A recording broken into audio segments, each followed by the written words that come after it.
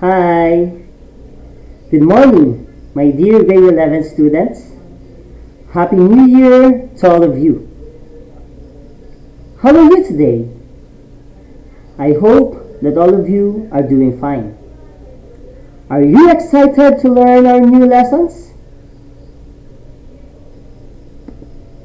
Welcome to the second quarter of our statistics and probability class.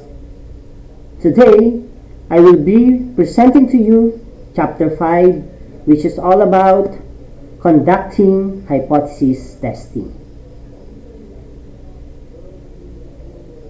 Have you at a certain time asked yourself how you could possibly decide to put a business in place and gain your expected profit? Or wonder if a judge in a trial court could have given a wrong decision in determining who's guilty? Or think if your classmates' average weights differ significantly among your age? Or imagine how a newly discovered medicine is being tested for human treatment. This lesson will help you make sound decisions in dealing with these situations. Our first lesson for the second quarter is understanding hypothesis testing. Here are the learning objectives for this particular topic. At the end of this lesson, you must be able to define and illustrate the null hypothesis, alternative hypothesis, level of significance, rejection region, and types of errors in hypothesis testing. Identify the rejection and non-rejection regions and the critical values. And differentiate type 1 and type 2 errors in claims and decisions. We make decisions every day. Some of these are important, while others are not. We have the so-called major and minor decisions in our life.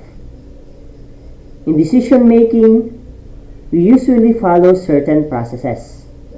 We weigh alternatives, collect evidence, and make a decision. After a decision is made, an appropriate interpretation is made or an action is undertaken. We follow these basic processes in testing hypotheses in statistics.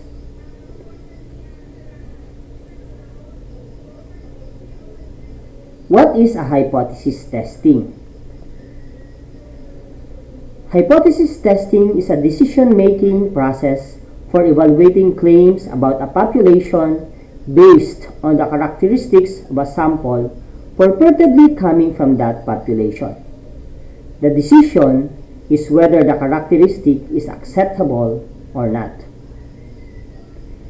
Hypothesis testing basically is a process to test an assumption that we make about a population.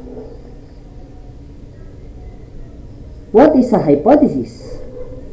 Hypothesis is a statement or claim about a population parameter or about the distribution of a random variable. Hypothesis needs a pair of hypotheses. One that represents the claim, the other its complement. When one of these hypotheses is false, the other must be true. Let us have examples of questions that can be answered with a hypothesis test. Does the mean height of grade 12 students differ from 66 inches? Do male and female grade 7 and grade 12 students differ in height on the average? Is the proportion of senior male students' height significantly higher than that of senior female students? Let us define the null and alternative hypothesis. When we say null hypothesis, it is an initial claim which the researcher tries to disprove, reject, or nullify. It shows no significant difference between two parameters. Alternative hypothesis is contrary to the null hypothesis, which shows that observations are the result of a real effect. Take note that you can think of the null hypothesis as the current value of the population parameter, which you hope to disprove, in favor of your alternative hypothesis. Null hypothesis and alternative hypothesis are complementary statements. Null hypothesis is a statistical hypothesis that contains a statement of equality, such as less than or equal, equal, or greater than or equal. Null hypothesis is denoted by H sub 0 or H naught, while an alternative hypothesis is a statement of inequality, such as greater than, not equal, or less than. Alternative hypothesis must be true if the null hypothesis is false. Alternative hypothesis is denoted by H sub A. Next is the level of significance. Level of significance is denoted by alpha, which refers to the degree of significance in which we accept or reject a null hypothesis. 100% accuracy is not possible in accepting or rejecting a hypothesis. The level of significance is also the probability of making a wrong decision when the null hypothesis is true. The most common levels of significance used are 1%, 5%, or 10%.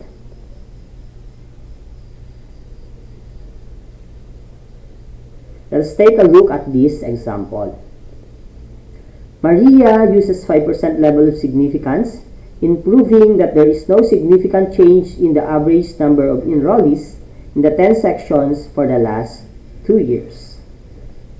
It means that the chance that a null hypothesis would be rejected when it is true is 5%. Alpha level is 0.05, and it is actually the area under the normal curve within the rejection region. Next is the nature or types of hypothesis tests. When the alternative hypothesis assumes a less than or greater than value, it is called one-tailed test. When the alternative hypothesis is two-sided, for example, we have alternative hypothesis, the population mean is not equal to 86.53.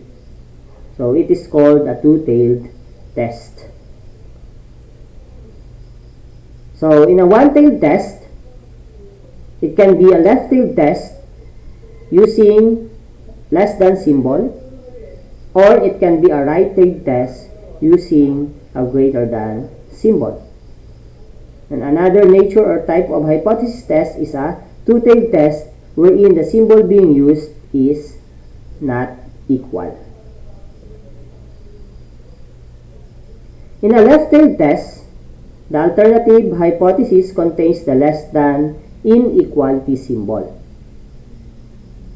So in our example, our alternative hypothesis that the population mean is less than k. Since alternative and null hypothesis are complementary statements, so our null hypothesis is that the population mean is greater than or equal to k. And on our graph, so the shaded part is on the left side of the normal curve. So the shaded part is the probability, and probability is the area to the left of the test statistic, since it is a left-tailed test. In a right-tailed test, the alternative hypothesis contains the greater than inequality symbol. So in our example, the population mean is greater than k. In our null hypothesis, the population mean is less than or equal to k. And on our graph, so in our normal curve, the shaded part is on the right tail. So probability is the area to the right of the test statistic. In a two-tailed test, the alternative hypothesis contains the not equal inequality symbol. Each tail has an area of 1/2 of the probability. So our alternative hypothesis, the population mean is not equal to k. So our null hypothesis is that the population mean is equal to k. So probability is twice the area to the left of the negative test statistic, and probability is twice the area to the right of the positive test statistic. So in this case, it is a two-tailed test, so both left and right tails have shades.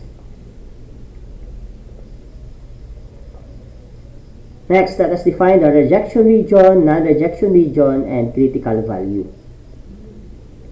The rejection region or critical region is the set of all values of the test statistic that causes us to reject the null hypothesis. The non-rejection region or the acceptance region is the set of all values of the test statistic that causes us to fail to reject the null hypothesis. And the critical value is a point, or it is a boundary on the test distribution that is compared to the computed value of a test statistic to determine if the null hypothesis would be rejected or not. So let us have an illustration. So we have here a normal curve. So the critical value, it is a line that separates the non-rejection region from a rejection region. So the shaded part is our rejection region.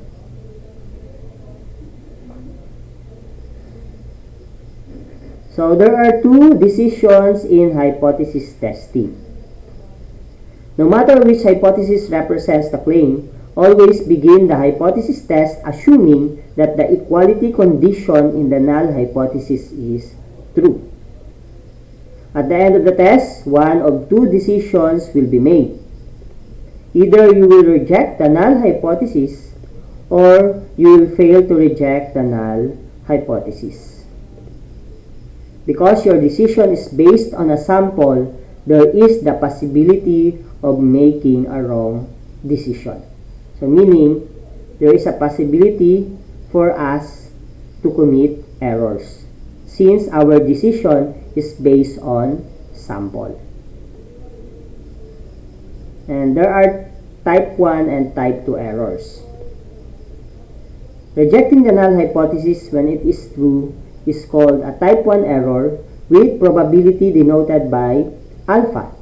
In hypothesis testing, the normal curve that shows the rejection region is called the alpha region. Accepting the null hypothesis when it is false is called a type 2 error with probability denoted by beta. In hypothesis testing, the normal curve that shows the non-rejection region is called the beta region. The larger the value of alpha, the smaller is the value of beta.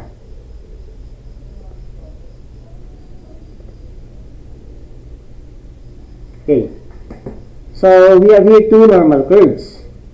On the upper part, so we have here region where the null hypothesis is true, and on the shaded part, so that is the region of type 1 error, or that is the alpha region. So alpha is equal to the probability of committing a type 1 error, or it is a probability of rejecting a null hypothesis which is true. Okay, your null hypothesis is true, but then you reject it, so you commit a type 1 error. Okay, on the next curve at the bottom part, so we have here region where the null hypothesis is false. So the shaded part is the region of type 2 error, or what we call the beta region. So beta is equal to the probability of committing a type 2 error, or it is the probability of failing to reject a null hypothesis which is false. Okay? If your null hypothesis is false, but then you fail to reject that null hypothesis, so meaning you committed a type 2 error. Okay? So to summarize the difference between the type 1 and type 2 errors, Let us take a look at this table. Okay? So, when we say type 1 error, our null hypothesis is true, but then we reject the null hypothesis. If our null hypothesis is true and we fail to reject it, so meaning we have made a correct decision. Okay? If our null hypothesis is false, but then we fail to reject the null hypothesis, so meaning we committed a type 2 error. But if our null hypothesis is false and we reject that null hypothesis, so meaning we have made a correct decision. Okay? So again, when we say type 1 error, the null hypothesis is rejected when it is true. And type 2 error, the null hypothesis is failed to reject when it is false.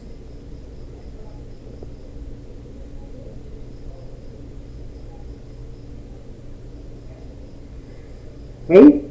So, this is Teacher Clifford leaving you this important message. To test is to believe. So, God bless you all. Happy New Year. Goodbye.